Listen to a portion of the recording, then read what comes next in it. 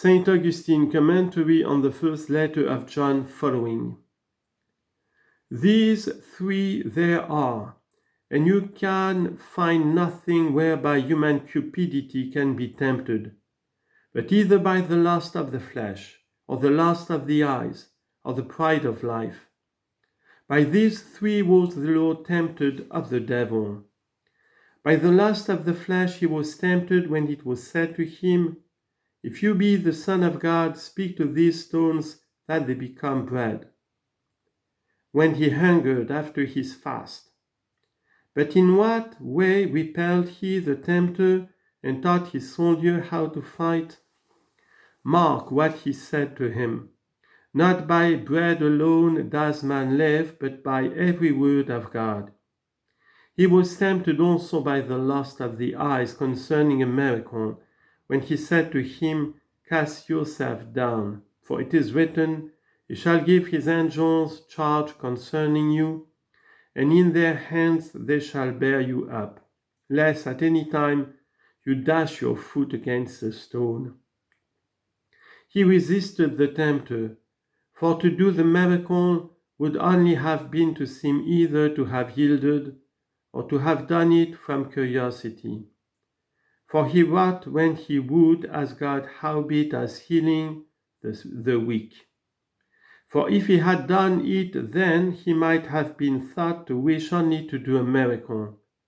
But lest men should think this, mark what he answered. And when the like temptation shall happen to you, say you also the same. Get you behind me, Satan, for it is written, You shall not tempt the Lord your God. That is, if I do this, I shall tempt God. He said what he would have you to say. When the enemy suggests to you, What sort of man, what sort of Christian are you? As yet have you done one miracle? Or by your prayers have the dead been raised, or have you healed the fevered?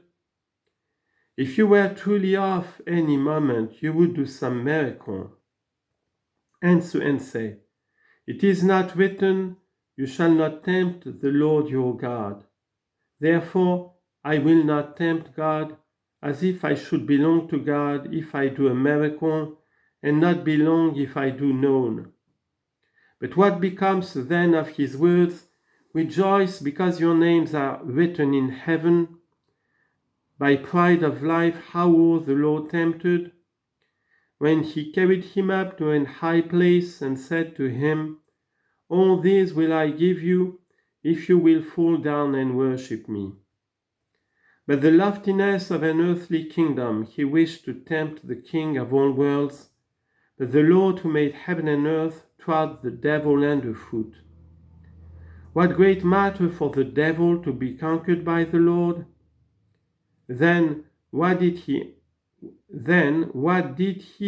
in the answer he made to the devil but teach you the answer he would have you to make? It is written, You shall worship the Lord your God, and him only shall you serve.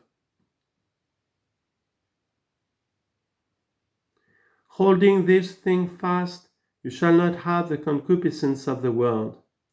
By not having concupiscence of the world, neither shall the lust of the flesh, nor the lust of the eyes, nor the pride of life subjugate you, and you shall make place for charity when she comes, that you may love God.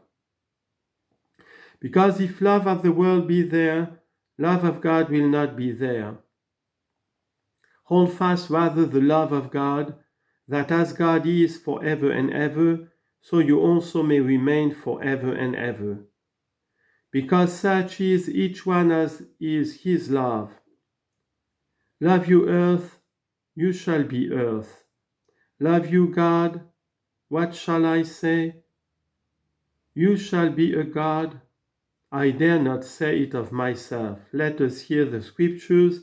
I have said you are gods, and all of you sons of the Most High.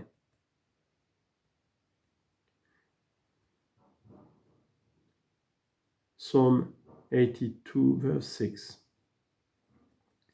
If then you would be gods and sons of the Most High, love not the world, neither the things that are in the world. If any man love the world, the love of the Father is not in him.